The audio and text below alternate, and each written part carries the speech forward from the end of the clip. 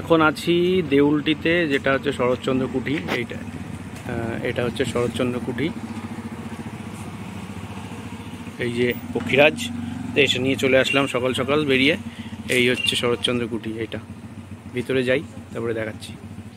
এই হচ্ছে ঢোকার রাস্তা।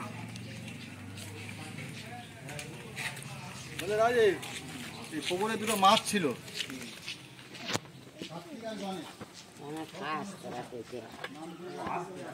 এটা হচ্ছে শরৎচন্দ্র কুঠি। এরপর ঢুকবো, উপরে যাব, দেখা যাক।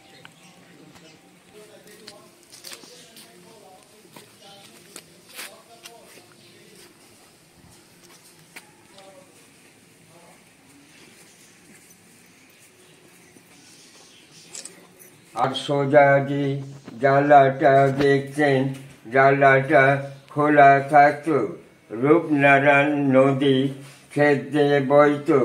2 নম্বর রাকে লক্ষ্য রাখুন, ওনার জুতো আছে। ইজি চেয়ারি কনে লক্ষ্য রাখুন, ওনার লাঠি। আর ইজি চেয়ারি ওনার নিচে যে চন্দ্রে, যে তার পক্ষে স্ত্রী হিরণময়ী দেবী। শরৎচন্দ্রের মৃত্যুর পরও উনি এই বাড়িতে 23টা বছর কাটিয়েছিলেন। এগুলো লিখলেন, কতদিন কত কি এটাও লিখলেন।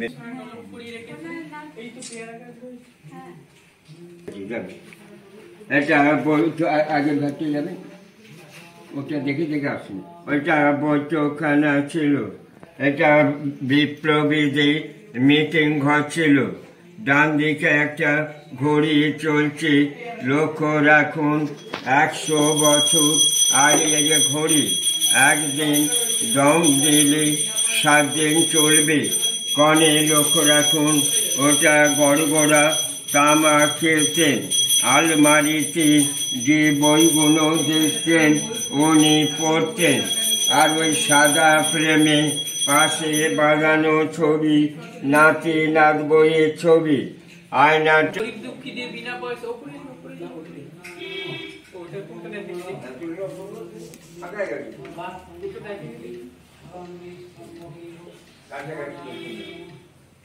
ওটা চরটা রয়েছে, এটা চিকিৎসা করে এই খাজাতে ময়ূর দাস যখন দেশের উদ্দেশ্যে অ্যারেস্ট হয়ে গেছিল, ওনাকে দিয়ে গেছিলেন। সেই ঠাকুরটা যে নিত্য পুজো হয়, চিত্তরঞ্জন দাসের বাড়ির ঠাকুর।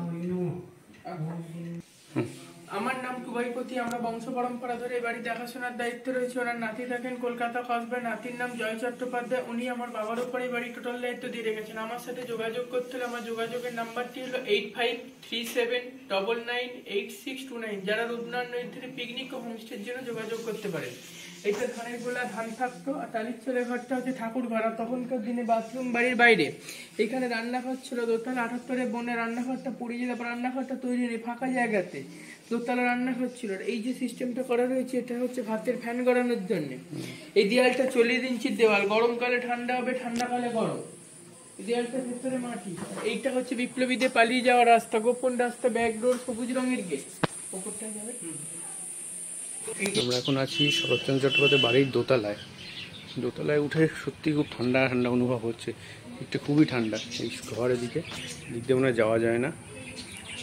আর এই যে বাইরের প্রকৃতিটা খুব সুন্দর লাগছে।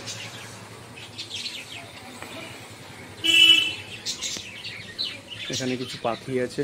এটা এই যে কিছু পাখি রাখা আছে এখানে। আর এই হচ্ছে বাইরেটা।